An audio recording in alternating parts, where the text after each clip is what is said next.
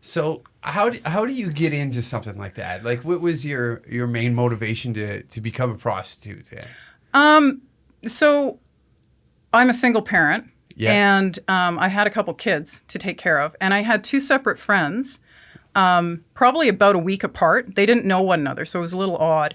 And they both were like, how are you affording to live? You're going to university full time. You have these kids you're taking care of. Like, how do you afford anything? And I'm like, I don't know. I'm just making it work. And both of them suggested this. And I was like, what the hell? Like, I've never even thought of that at all. And both of them, encouraged me to do it. So one, who had more time on her hands than the other, or me, researched a bunch of stuff and got me involved with an escort agency.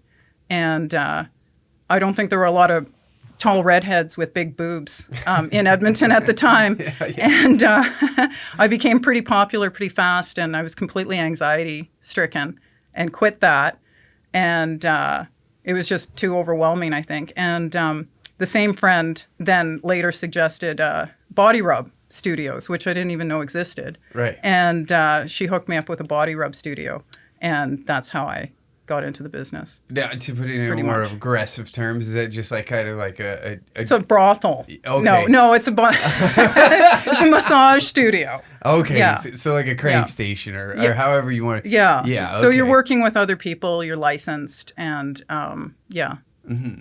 Which is different than most cities in Canada being in Edmonton, right? Yeah. I'm fortunate. I think I'm fortunate to be in Edmonton because I think Edmonton's a lot more progressive than a lot of other cities. In Edmonton, if you want to get into this, you have to take a course with the city of Edmonton. You do a criminal record check once a year, and then you get your license renewed once a year as well. Okay. So, I think it helps them keep tabs on people more than anything, or intervene when people are in more vulnerable situations. Yeah, because it seems like it could be an industry that's like obviously a little more crime-stricken, or you get involved in maybe some situations that you don't necessarily find yourself wanting to be in. Yeah, for sure. And I think that happens. I've had a lot of really good experiences.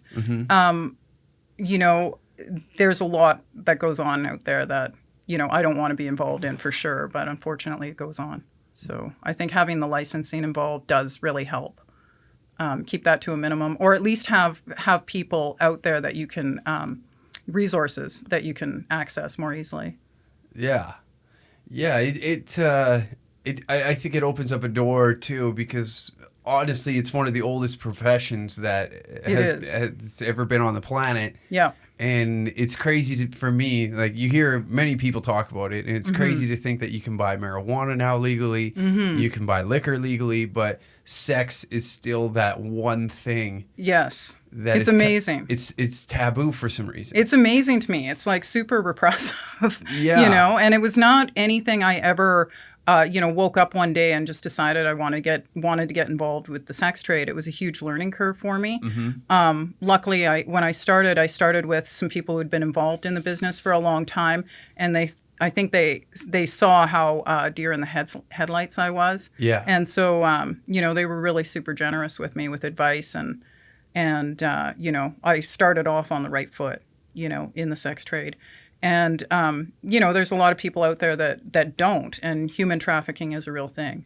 100%. And you're seeing it more and more, whether it be underage trafficking. Like, I mean, look at the Jeffrey Epstein case. Oh, yeah, totally. Totally. That's a huge one to pop the lid off of. Yeah. Which, shit rolls downhill, and you start seeing more and more of these illegal rings getting busted every day. Every day. And it's not, it's not just that. It's, different relationships where somebody, you're under the guise of you're my girlfriend and you're going out to work.